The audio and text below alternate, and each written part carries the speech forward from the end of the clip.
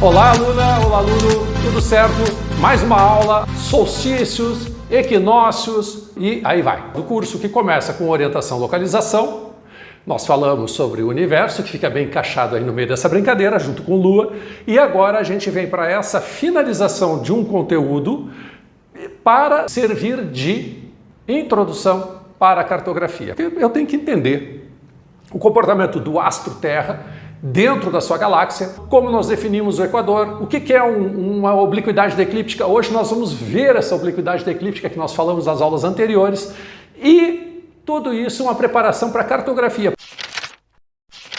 O que é a cartografia? Nossa aula 4 é a representação de uma esfera tridimensional num plano. Nós vamos ver os mapas, os diversos tipos de mapas. Por que existem mapas? Para que eles servem? Tudo mais. Os objetivos são muitas vezes políticos e não apenas de orientar ou localizar numa superfície terrestre. Mas então aqui nós estamos vendo o meu querido ex-aluno Matheus Oliboni, hoje médico.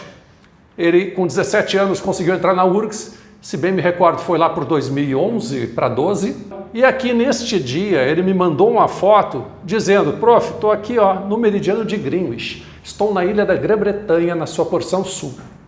E nós vamos falar sobre o meridiano de Greenwich, como ele foi definido, e até porque nós já vimos fusos, que são espaços compreendidos entre meridianos, e os fusos horários são os mais comentados, os mais conhecidos, os mais pedidos em prova. Então vamos lá? Vamos seguir então. Valeu, Matheus Oliboni, por permitir eu usar por tantos anos essa imagem. É um grande amigo.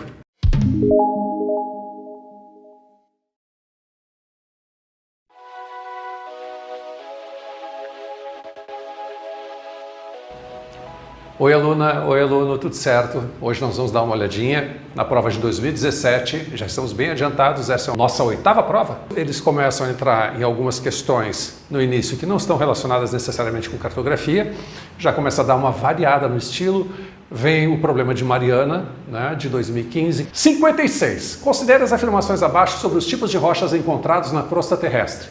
Rochas ígneas ou magmáticas, formadas pelo resfriamento do magma, quando é plutônica, ou seja, está resfriando dentro da crosta, ou pelo resfriamento da lava, que é o magma que aflorou na superfície e resfria rápido. Aí é uma rocha vulcânica ou extrusiva ou efusiva, tá bom? A plutônica também é chamada de intrusiva, dentro da crosta. Intrusa. Virou lava, esfria rápido, aí vai gerar principalmente o basalto, né? E aí eu vou ter a formação de rocha vulcânica, resfriamento rápido, tá bem? Então, rochas ígneas formadas por solidificação do magma em profundidade são chamadas de plutônicas ou intrusivas, tá errado. Bacana? Rochas sedimentares são formadas a partir da deposição e litificação de fragmentos de outras rochas da superfície terrestre que sofreram intemperismo e erosão. Tudo certo. O processo de litificação é o quê? É um processo de acumulação, claro, né? Imagina uma área baixa aqui, os sedimentos estão caindo e vão lotando de baixo para cima. Então os sedimentos mais antigos estão embaixo, os mais recentes estão em cima, né? Por consequência, eu vou ter o quê? Um peso por causa da ação da gravidade desta camada, desta coluna de rochas, ou melhor, de sedimentos, sobre os sedimentos de fundo. Então esses vão sendo compactados, eu vou reduzindo os poros existentes entre os sedimentos. Eu vou apertando eles, literalmente. Então o processo de compactação é acompanhado no processo de cimentação, que, relembrando, esse processo de litificação ou diagênese, também como é chamado, a cimentação ocorre como? Eu tenho a infiltração de material mineral dissolvido com a água, certo? Óxidos e hidróxidos, e eles vão descendo pelos porozinhos. Essa água vai se depositando na rocha e com a mudança das eras geológicas, etc., daqui a pouco esse espaço se torna menos úmido, mais seco, e começa a infiltrar menos água e a água que está ali dentro começa a secar. No momento que a água seca ou evapora, nós temos o processo de desidratação. Os minerais dissolvidos, eles vão começar a endurecer e ocupar aqueles poros. Então vai haver uma solda. Então, solda é modo de dizer, é um processo de cimentação com posterior desidratação. Quando tu bota cimento no tijolo, na hora que tu recém botou, se tu quiser puxar ele, tu tira. O problema é daqui a 3, 4 horas. Quando tu tentar, eles não vai conseguir, porque desidratou e enrijeceu. E é o que acontece aqui. Processo de litificação ou diagênese. Tranquilo. Rochas metamórficas são formadas a partir do aumento de temperatura e pressão, tá? Pode ser causado por proximidade, que aí seria metamorfismo de contato, com câmaras magmáticas, por exemplo, espaço onde tem muito calor do magma. Então aquela rocha que está ali na borda, ali por perto daquela câmara magmática, ou seja, aquela intrusão de magma dentro da crosta, aquele espaço próximo vai aumentar tanto a temperatura que vai mudar o estado físico-químico dos minerais que estão ali e pode causar o que? A formação de novas rochas, ou seja, o metamorfismo. Então, rochas metamórficas, e por pressão também, né? Choque de placa na zona de contato, né? O dobramento, tudo mais, isso pode gerar metamorfismo, sim, com toda certeza. Então, rochas metamórficas são formadas a partir da transformação de rochas pré-existentes, submetidas a grandes pressões e temperaturas. Perfeito, certinho. E as comuns em provas são, quando eu tenho um granito que se metamorfiza, ele cria o gneiss. Quando eu tenho um calcário que se metamorfiza, ele forma um mármore. Quando eu tenho um arenito que se metamorfiza, eu tenho a formação de quartzito. Bacana? Tranquilo, resposta à letra D de dado.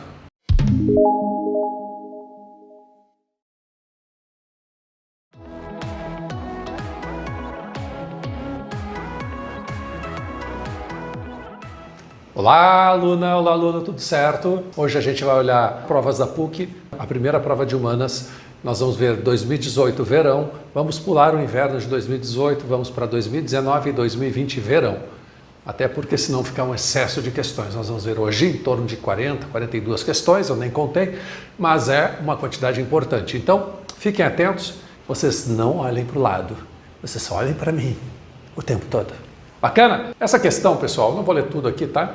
Ela fala de movimentos migratórios, certo? Lembre-se que movimentos migratórios são deslocamentos de pessoas de um espaço para outro, tá? Existem migrações forçadas e existem migrações espontâneas, ok? Dentro das migrações forçadas, não é considerado um imigrante, tá? Aquele que veio forçadamente de um país, e nem um emigrante, tá? Eu não considero que o cara está indo por livre e espontânea vontade quando ele é um refugiado, quando ele é um asilado, certo?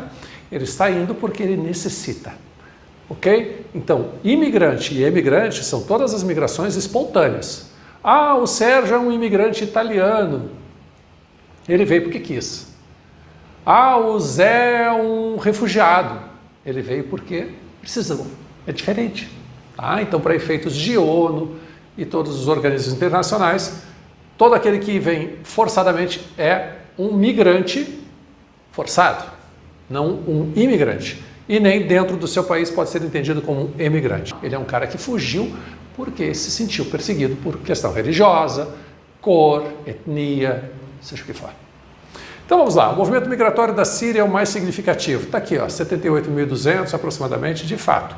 Mediterrâneo Central, países africanos têm que atravessar o Mediterrâneo para chegar lá na Europa. Leste do Mediterrâneo, os caras vêm por terra e tentam por Grécia continental, tentam por Turquia, tentam por Hungria, tentam por Romênia e outros tantos países que estão bloqueando a entrada deles. Por quê? A pedido da União Europeia, que já sobrecarregou nos últimos anos de refugiados. E realmente é um problema social para esses países e um problema sério de dificuldade de se manter com uma identidade. Aquele povo que vai para um território esperando emprego, uma série de outras coisas, e para uma minoria que chegou no início até houve um assentamento melhor, mas muita gente foi para campos de refugiados e acabaram indo para a marginalidade quando absorvidos.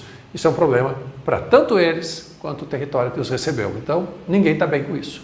Tá?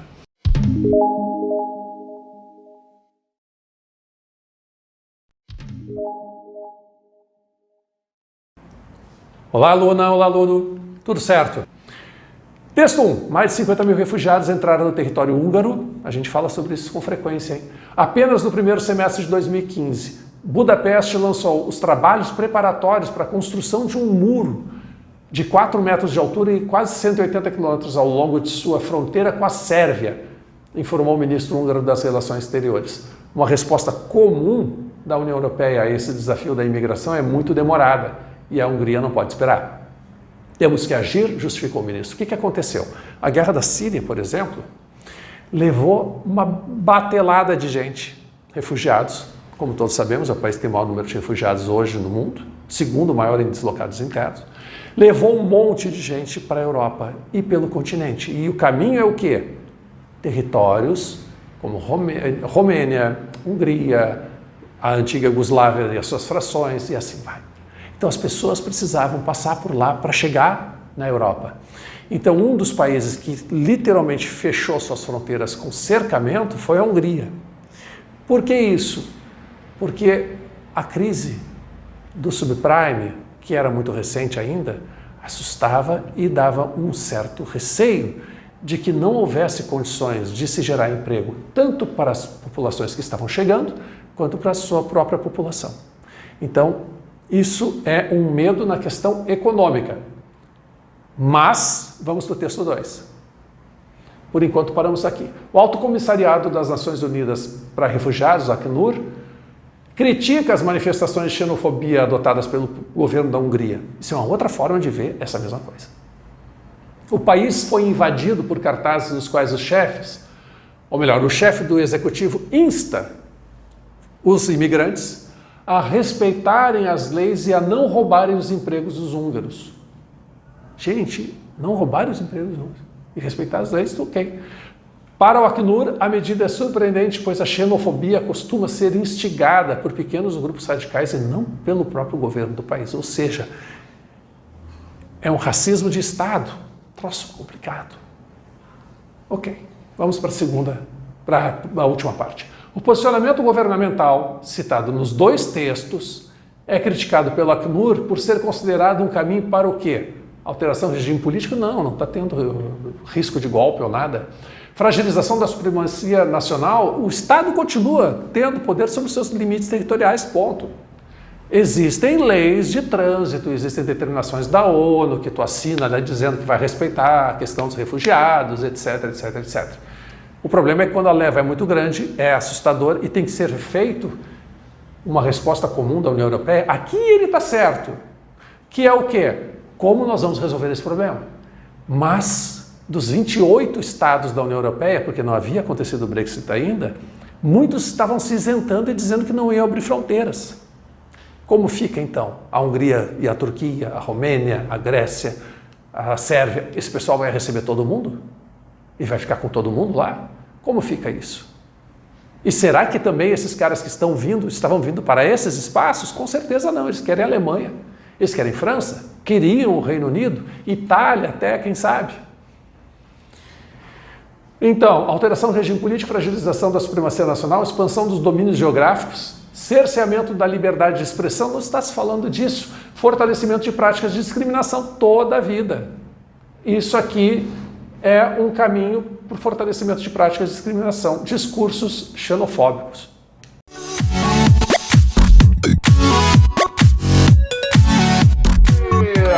Aluno, oba!